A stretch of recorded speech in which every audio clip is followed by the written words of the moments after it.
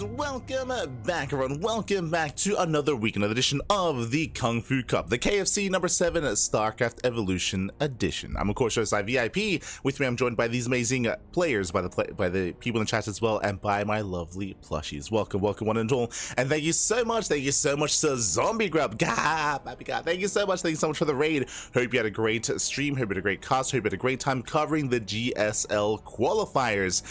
The GSL, of course, took place last night, and I believe replays are available, and hope you all enjoyed those qualifying matches. We'll be getting to them ourselves most likely next week. We're kind of booked up with all these other events, but I'm looking forward to jumping into them ourselves. Hope you guys had a great time, and welcome to something a little bit different. StarCraft, yes, but not StarCraft 2. I mean, it kind of is, but StarCraft Evolution. For those that maybe haven't tuned into this mod before, it's been quite a predominant mod throughout the past year, I want to say.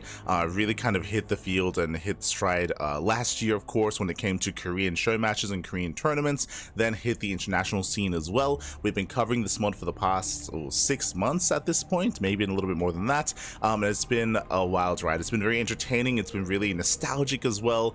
And of course, shout out to the team working behind the mod, as they're very diligent when it comes to updating, patching, balancing, introducing new maps, or I should say porting Brood War maps, and also working on new assets as well. So big shout out to the team working behind the scenes. For those that are curious, StarCraft Evolution is a mod that brings together Brood War and StarCraft 2. Basically, all the 3 Brood War races have been ported over, have been adjusted, have been balanced, have been changed in the StarCraft 2 engine. To be fair, it's not a direct port, and as I mentioned, they do actively balance the game. Typically, we see like weekly, bi-weekly, fortnightly patches. There was recently a very big patch as well 2 weeks ago, which did make just a massive amount of changes to Terran, to Zerg, and to Protoss. And the way this mod works as well is that it is balanced and designed in such a way where the Brood War races, they face off against the SC2 races. You typically do not, or the game is not balanced for Brood War versus Brood War. The game is also not touching any of the SC2 races either. When it comes to the balance of the StarCraft 2 races, it's just base game. It's just base game. You know, they leave that alone. They only ever adjust the Brood War races instead. And it's really interesting, really fascinating. When it comes to a lot of the new modes of the game or other RTSs that have been coming out, StarCraft Evolution has honestly been really fun to get into, has been a treat, and has been very interesting to see how the scene has grown around it as well. When it comes to tournaments, when it comes to players, when it comes to competitors. Speaking of, we do have our first lineup here. We have Gerald versus Icelin facing off in the quarterfinals. Let's go. Let us go. We're jumping into our initial matchup. We're jumping to game 1. Game 1 is going to be on Blue Storm. Let's go. Let us go. Oh, show your power. You're an animal. Aye. KFC believes in StarCraft 1 versus SE2. Yo, the temptation to get some KFC to cost KFC. Let's go. Spawning in the right-hand corner of Blue Storm, I almost said Blue Shift, of Blue Storm, we have the Chinese Terran player, the Blue Terran. It is Icelin. And spawning in the bottom left-hand corner, we have his opponent. We have the Polish Protoss player, the Brood War Protoss, representing Streamer Zone. It is Gerald. We go. One moment as I set up the player names. I got you, papi. I got you. Man, beautiful.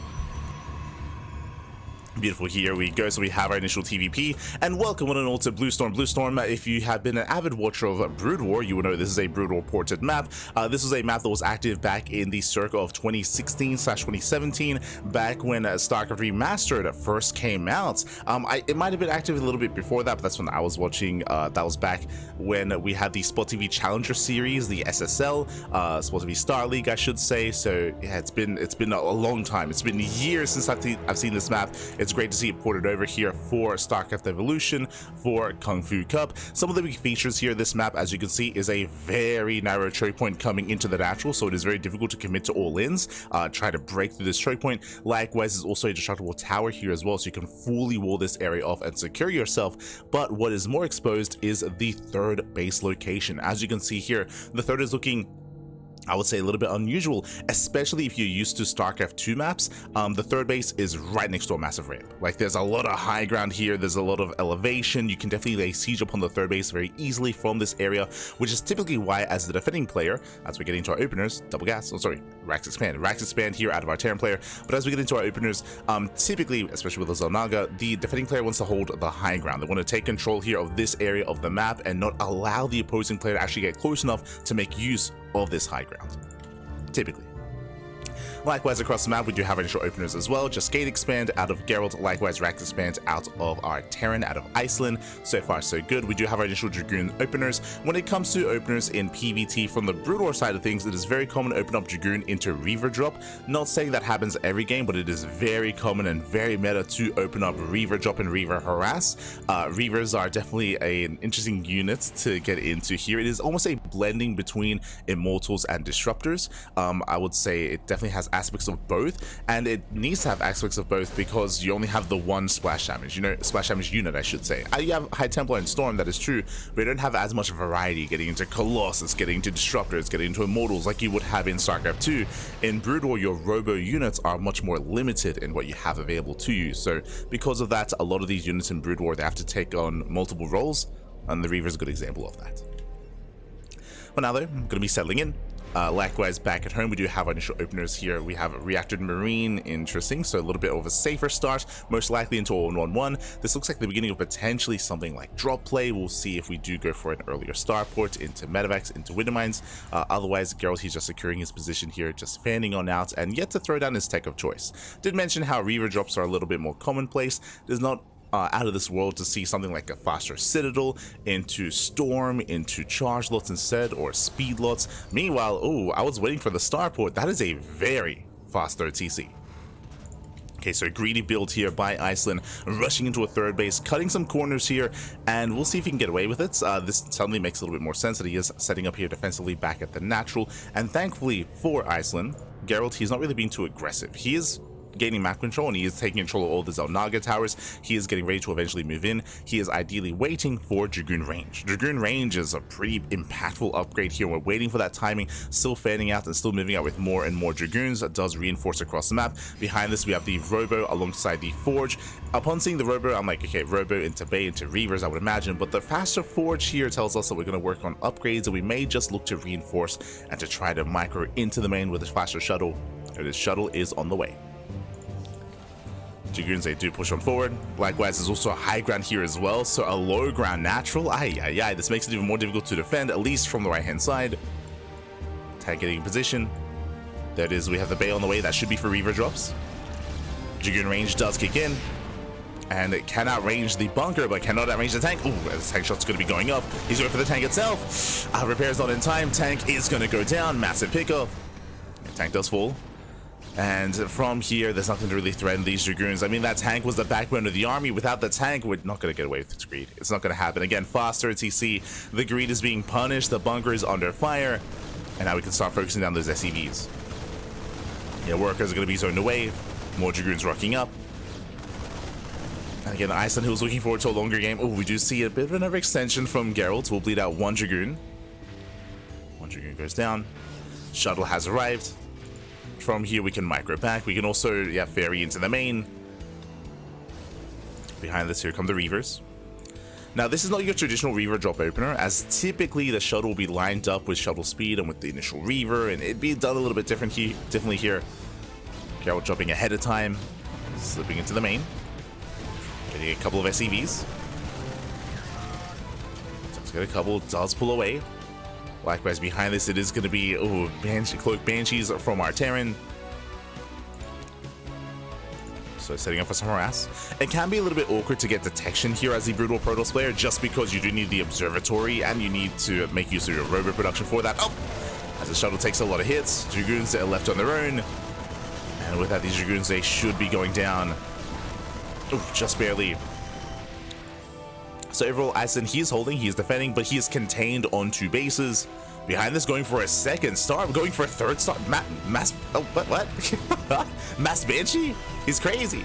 Oh no! Yeah, lock on his brutal, shuttle goes down. But we have triple star power production here from Icelin. He's crazy, he's insane. From here though, Gerald, he has map control. His map control, taking a third base, getting a greater economy. Again, Reavers are still amassing, they're waddling across the map. It'll take a while. As you can see here, Reavers, they do take quite some time to actually get across the map. That's why they typically paired up with shuttles. So the rally, it'll take some time. It'll take some time. He'll get there though, he'll get there. Aye. As yeah, we're going just Mass Banshee. So we have Hyperflight Rotors and Mass Banshee on the horizon here for Icelin. When it comes to detection capabilities here, we do have cannons. Thankfully, cannons are being thrown out, so there is going to be some detection here defensively. There's the observatory as well. Again, you do require the observatory to actually make observers from the robo. So you have to jump through some hoops to actually get that mobile detection, but it's on the way. Gerald checking his vision. He did not actually scout the initial starports, but again, he's playing safely, playing securely. Banshees that do get across the map, they will threaten the mineral lines.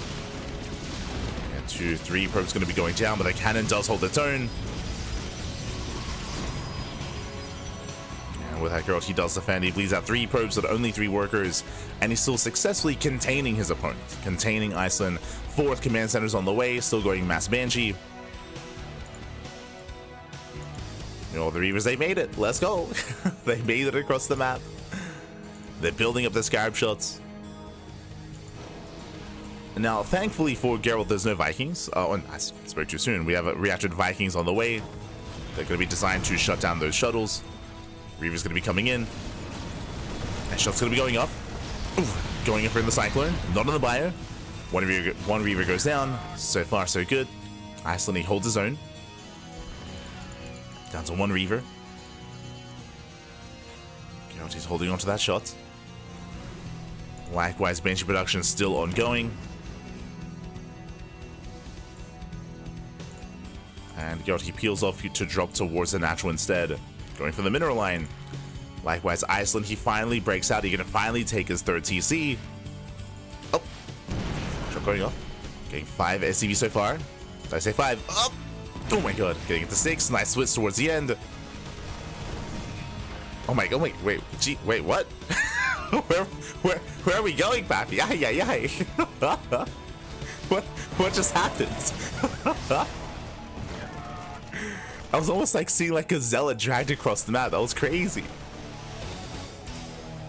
So something that you can do is you can target the ground. Likewise, sometimes Scarab shots do actually fizzle out, especially if they do target a unit that is blocked by terrain, as they do actually follow terrain. From here, Gerald, he pulls away.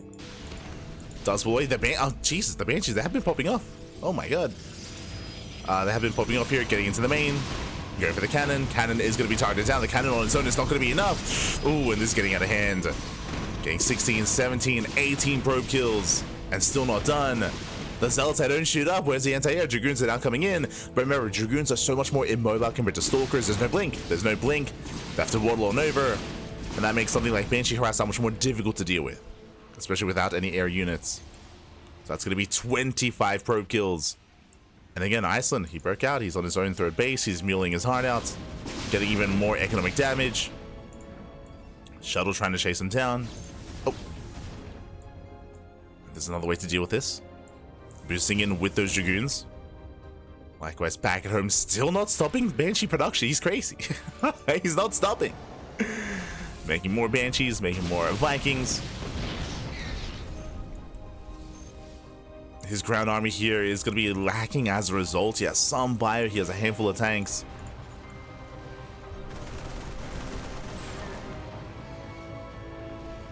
Gerald, he does make his way across the map. When it comes to Gerald's composition, very gateway heavy. Yes, he does have a couple of Reavers, but when I say a couple, I mean 0. He's down to 0 Reavers, just not making his first, after the others were sniped.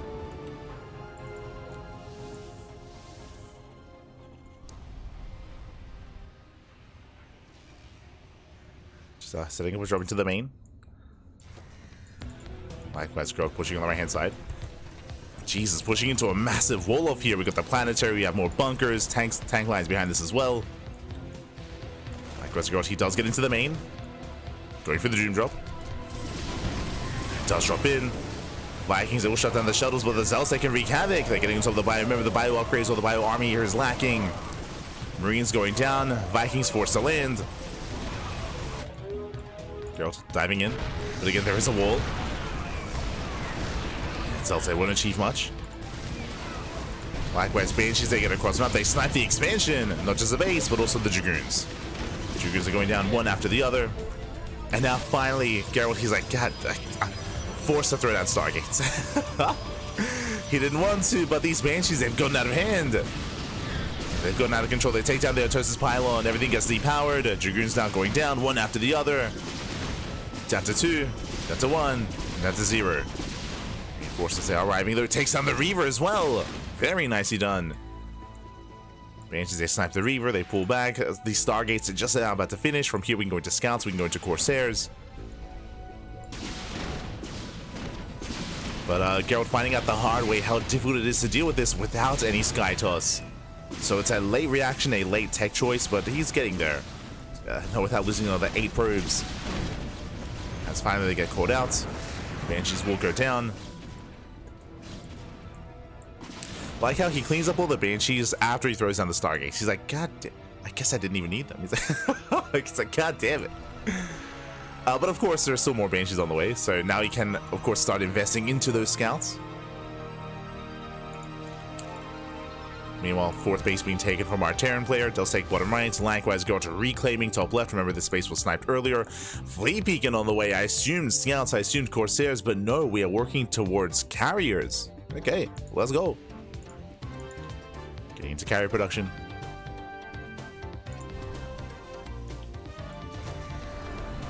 Still not stopping, by the way. We're going Sky Terran versus Sky Toss. Let's go. We're getting there, I should say.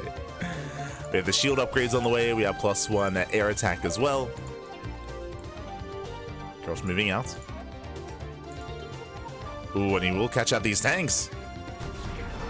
Oh, who catches who, really? Yeah, Dragoon does fall. Tanks, they hold their own.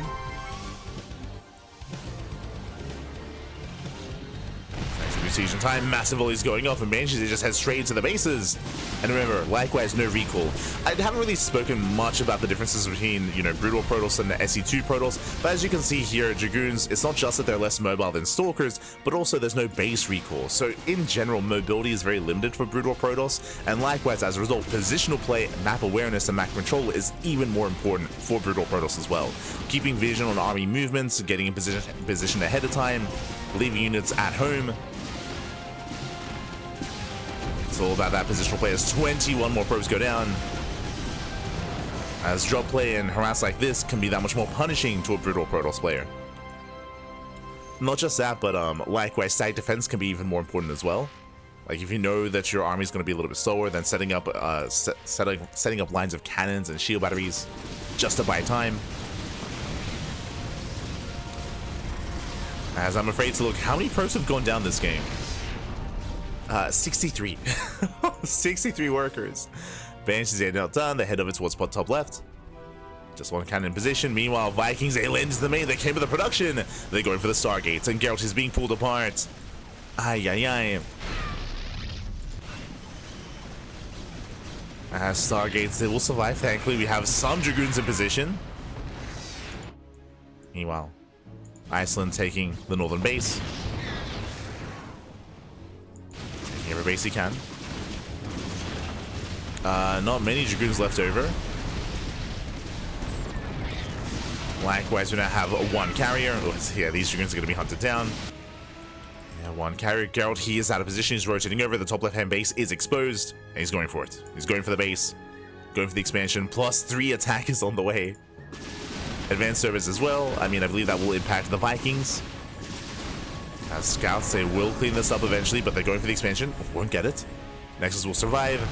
Tanks pushing right down mid. Vikings landing as well. Going for the natural. And again, Gerald's out of position. He reacted with his entire army towards the top side. And Gerald, he just cannot keep up. Another base going to be falling. Trading a base for a base, going for a top right at the same time. And at this point, we might just commit to the base trade. At this point, like, Gerald, he's losing far too much. Yeah, he doesn't turn around, keeps on going. You see, Icelin is getting back into tank production, and he does catch out the army. he's got to clean this up. There's just not enough Dragoons, not enough support. Icelin, he's maxed out. And Gerald's a more prominent European player struggling here. Reaver shot's going to be going off, but alas, the Banshees, they reign supreme. The Sky Terran, oh my god, GG gets called. And with that, Icelin will take game number 1. GG. Whew. GG, well played. Icelin, who will take a lead in the series. And again, Gerald, we did mention it at the time, but he was very adamant about, or I should say, he was very stubborn about not switching into Skytoss. If you recall, we pointed out at the time, it was a very late kind of transition into the Stargates and into the Scouts, into any kind of anti-air unit or any kind of Skytoss units. Did feel like Gerald, he was confident in his ability, or he either confident or maybe just not really taking the Banshees seriously enough with how potent they can be. As we saw time and time again, especially towards the later game, it was very difficult for him to be in position ahead of time or keep up with the harassment of the Mass Banshee, the Mass Viking as well. Towards the end, Geralt was working towards that, but by then, damage had already been done. Remember, what, over 60 probes have fallen throughout the course of that game. The economic damage was brutal, and again, is learning as we kind of play here. Geralt, he has been a little bit more experienced with StarCraft Evolution, but not too much. For those who are curious, Geralt, I think he started playing StarCraft Evolution maybe a month, maybe, I want to say at most 2 months ago. But he's not as adept at this as, say, someone like Spirit or Skillus. For those that, again, maybe are tuning into this for the first time, there are certain pro SE2 players that actually did adopt this game mode quite a long time ago or early on, like Spirit, Skillus comes to mind as well, some of the Koreans like Shin, Dark, and there are more newer adopters like Geralt, like Bjorn, like Hero that are more recently trying out this game mode and more recently kind of getting into the more competitive aspect of StarCraft Evolution. And you know, there's a bit of a learning curve to it for sure. And at the same time, it's not like we often see this kind of style out of Terran very often in these kind of tournaments. That was crazy. But for now, GG, well played. Icelin does take lead in the series, and now we are getting into our next game. We're getting into game number 2. Gonna be on Sylphid. Let's go. Just catching up in the chat.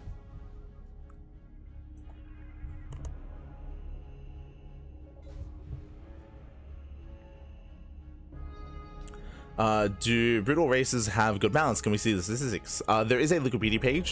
Shout out to KungFu in the chat for, of course, providing that. But yes, it is actively being balanced, of course. I mentioned this before, but I'll mention it again. There is a team working behind the scenes on StarCraft Evolution, and the game mode is actually actively being patched on a regular basis.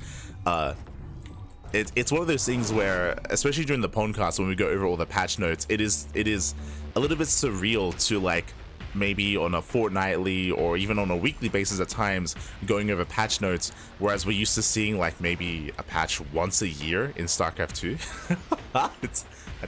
You can make an argument that StarCraft Evolution is being patched more than StarCraft 2 for sure. But it's a very dedicated team working behind the scenes on it. And shout out to, I mean, KungFu who is one of said people on Team KungFu working on the mod and on the game mode. So much love here as we are getting into game number 2. And spawning in the bottom right hand corner of Sylphid, we have the Brood War Terran. As again, we have switch races. Now we have Brood War instead of SE2 Terran. It's for the Chinese player. It is Icelin. And spawning in the top side of Sylphid, we have the StarCraft 2 Protoss player from Atlanta, Poland, representing Streamer Zone. It is Gerald. Here we go. As I should quickly set up our player names. God, don't you love it when players compete as barcodes? Ah, it's beautiful. There we go. But as a reminder, this is a 3-player spawn map. So welcome one and all to Sylphid. Sylphid is a 3-player spawn map. You can spawn in bottom right, bottom left, and top side of the map. Geralt, he comes in, he gambles well, and Geralt, he would instantly fight his opponents. But do you see what I see? No expansion. Now he does fully wall off, so Geralt, he's in the dark. For all he knows, there could be a CC behind this. There could be a factory, or there could be 2 more Raxes. Let's go. It's going to be 3 Rax here from the Terran player. This does look like 3X stim.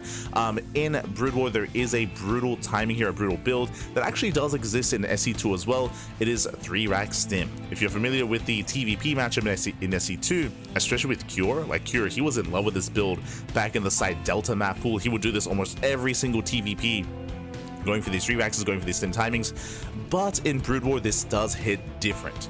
Now, the reason why this hits different here is because the Academy, one, can of course get stim, but it also allows the Terran player to actually produce medics from the Raxes.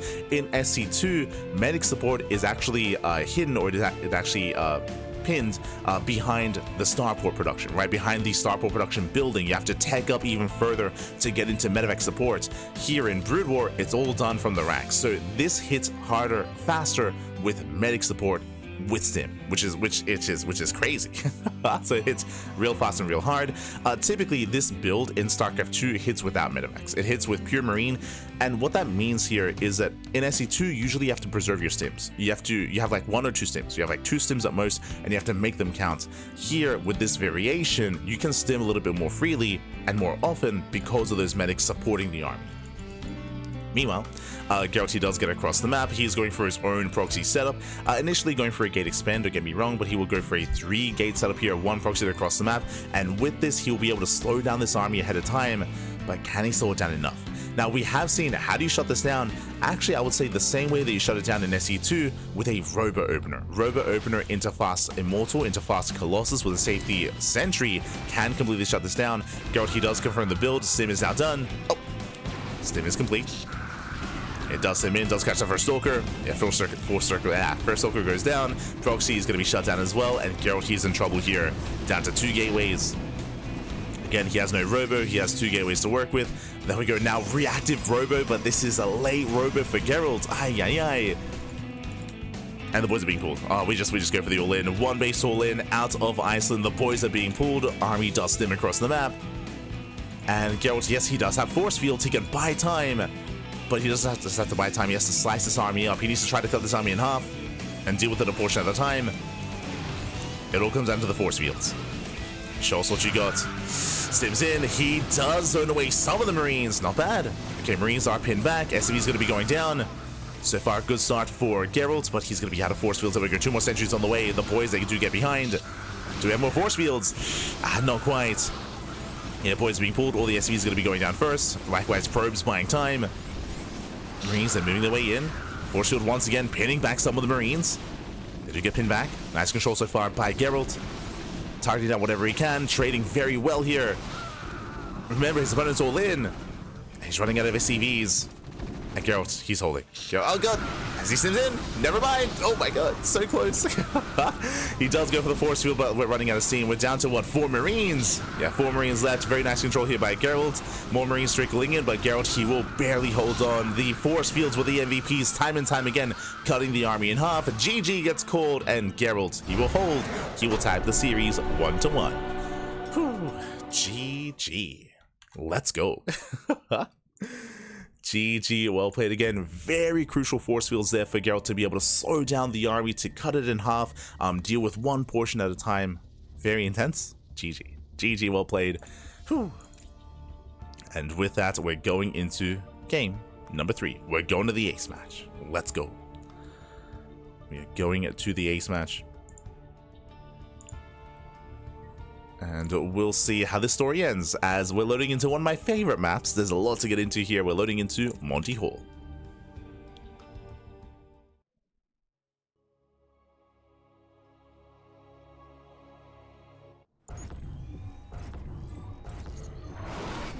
As spawning in the top left-hand corner of Monty Hall, we had... God, they changed colors again. God damn it. Hold on. There we go. I got you. Spawning in the top left-hand corner of Monty Hall, we have the Brood War Protoss player, the Brood War Protoss himself, from Atlanta, Poland, representing Streamer Zone. It is Gerald. And spawning in the bottom right-hand corner, we have his opponent. We have the Chinese Terran player, the StarCraft 2 Terran. It is Icelin.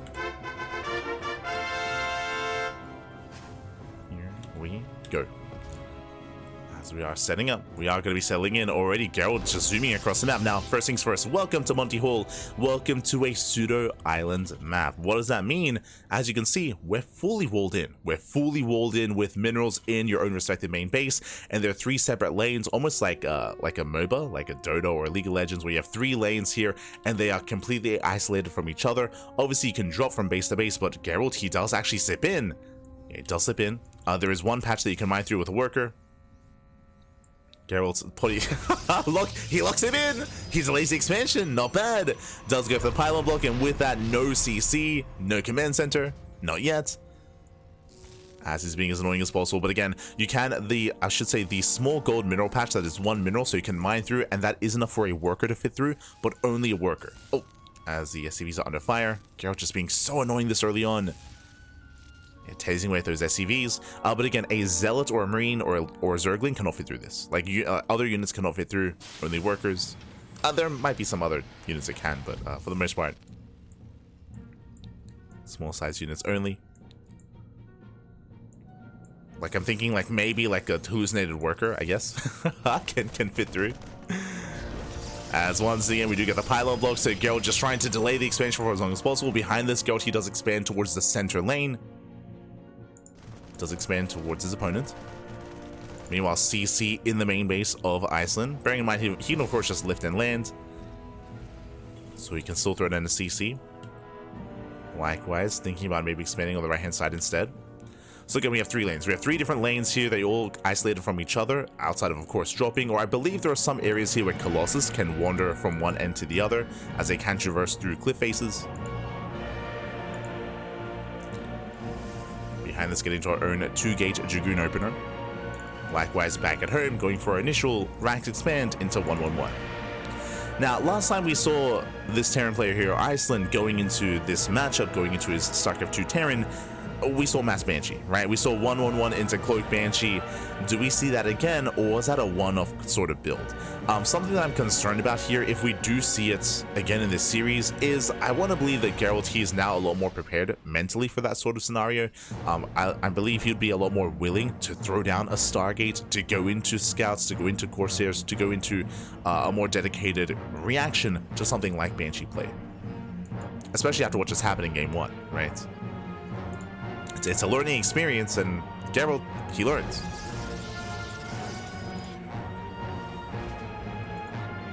So now he is moving out. We'll see where Icelin does take us. We're now claiming the expansion.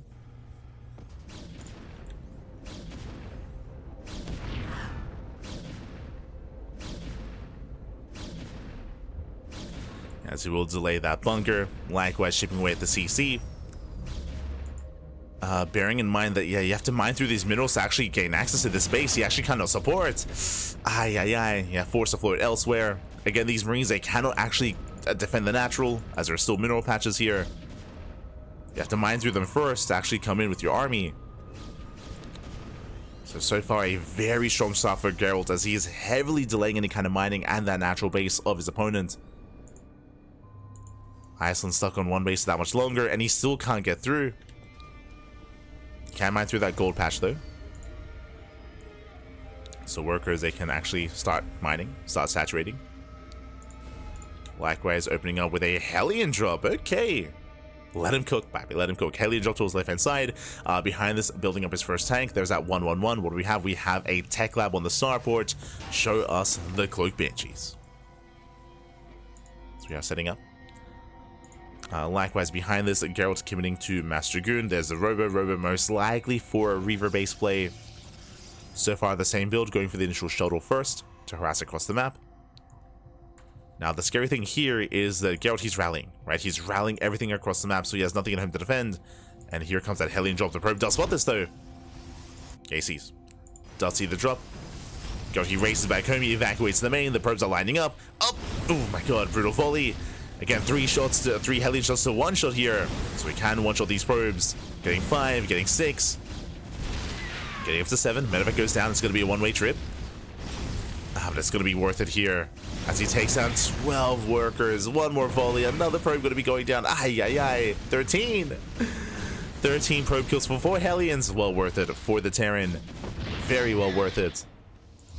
Unfortunately, Gerald, he was across the map, right? He was halfway across the map, then he had to react and race back home. As we mentioned, Brutal Protoss not the most mobile army. And no surprises here. Cloak Banshee. Cloak Banshee on the way once again. The MVP Banshees. They're crazy. Now, because of what happened in Game 1, we were expecting more starports, but we'll see. You know, I want to believe that that our Terran player here, that Icelin, does have more builds up in their mind. I was like, I want to believe he has more like builds and compositions up his sleeve. Hyperflight rotors, like there's no shot you invest into hyperflight rotors without intending to throw down more starports. So it does seem like it's going to be the same style again into Mass Banshee.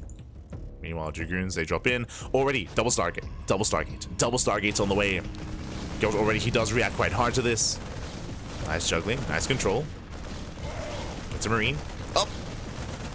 Likewise pulls away at the same time. Gerald, he does push on the right hand side. Runs into the tank. But the bunker is barely going to go down in time. Takes down the bunker. Applying more pressure. Takes down the depot. Moving in towards the tank. Tank likewise going to go down. Late repairs. Another tank falls. And fool me once. Shame on you. Fool me twice. I'm shameless. As we do have the Stargates. There it is, going into his Corsairs. Now, what I will say, we are investing into Hyperlight Rotors, but we don't have another starport. We have double eBay instead into double bio upgrades. This is something that we did not see last time. So it does seem like Iceland is mixing it up, which I appreciate. Meanwhile, Double Banshee does hit the natural. Probe's going to be going down. Oh no, there's no detection. Okay, sorry, there is. Observer comes in. Thank God. Observer has arrived. Corsair will chase this down. And with that, these Banshees, it's going to be a one-way trip. They trade as best they can. They get 9 probe kills. I mean, not bad damage, but they get cleaned up. Oh, meanwhile, we have scouts on the way as well. Now, I would imagine the hope for Iceland is that Gerald, he overreacts and he over-responds with these sky units, but they have multiple purposes, right? They can still focus on medevacs, they can still threaten ravens, like they will serve their own purpose. And thankfully, he's not making too many here. Just a handful. That's when he throws down like 2 more Stargates. And, oh, and then never mind, he's committing. Yeah, he's then never mind. Making more scouts. Now, for those who are curious, I did see like a brief discussion in the chat referring to these units. Corsairs do splash damage. Corsairs are ideal against a more mass anti-air army, against Mutas, against mass Viking, for example. Like Corsairs can pop off. Meanwhile, Scouts, they're a little bit more multi-purpose. They do have a ground attack as well. I believe it takes 3 Scouts to one-shot, so 3 attacks from a scout will kill an SCV, so you can actually wreak havoc in mineral lines. You can actually do some economic damage. They are that much more viable, especially with the most recent buffs. The scout used to like tickle units. I think the anti-ground attack was comparable to the sentry, for example, but it has been increased, has been buffed, just to be that much more viable as an opener, especially in PvZ. So the scout does more anti-ground damage than it otherwise used to. Again, I believe it does 3-shot SCVs. So the scouts, they do fan out. They're headed towards the main. Likewise, we have the bay behind this to work towards disruptors. Sorry, disruptors, reavers, I meant to say. You know what I mean. Reavers back. Yeah. Likewise, Gerald claiming his 4-base setup. And is moving in.